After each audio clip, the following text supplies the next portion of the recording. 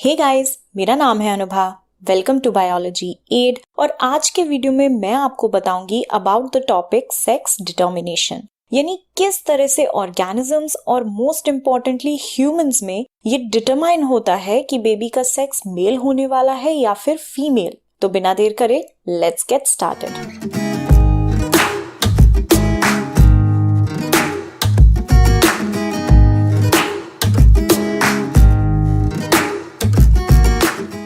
तो जब हम सेक्स डिटर्मिनेशन की बात करते हैं तो अलग अलग स्पीशीज में इसका मैकेनिज्म डिफरेंट होता है। कुछ में ये नॉन जेनेटिकली डिटरमाइन होता है और कुछ में जेनेटिकली। अगर हम नॉन जेनेटिकली की बात करें, यानी इनमें जीन्स का कोई रोल नहीं है सेक्स डिटरमाइन करने में, तो फिर कैसे हो रहा है?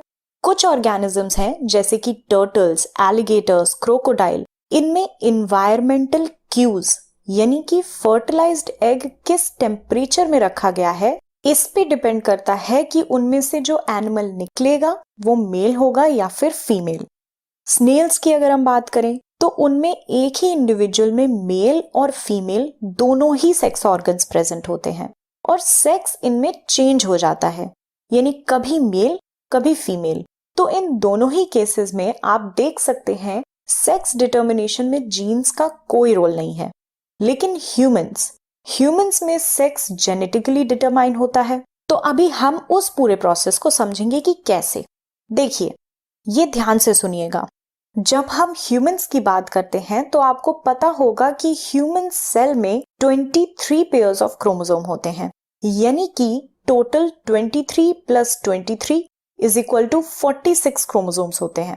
विजुअली अगर इसी चीज को मैं आपको दिखाना चाहूं तो अगर हम एक न्यूक्लियस के अंदर से क्रोमोसोम निकाल के देखें तो फर्स्ट क्रोमोसोम हमने निकाला और ये हमें कुछ ऐसा दिखेगा।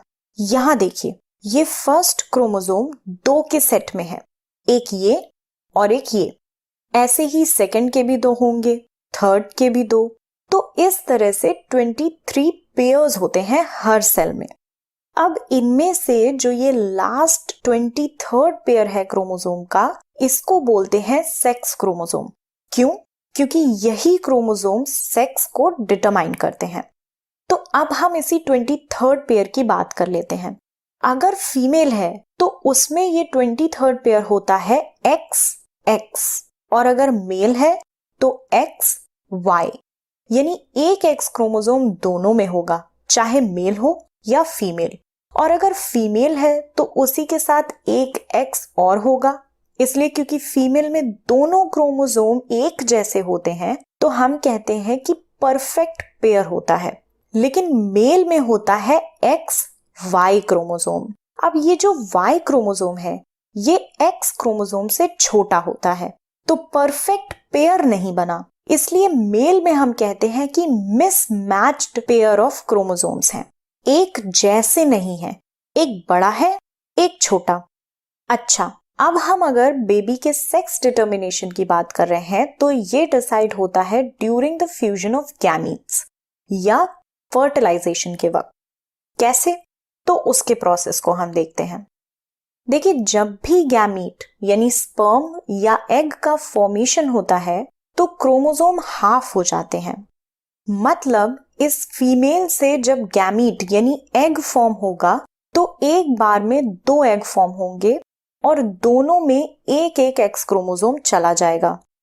वैसे ही जब मेल में स्पर्म फॉर्म होगा तो हाफ स्पर्म में एक्स क्रोमोसोम जाएगा और हाफ में वाई क्रोमोसोम।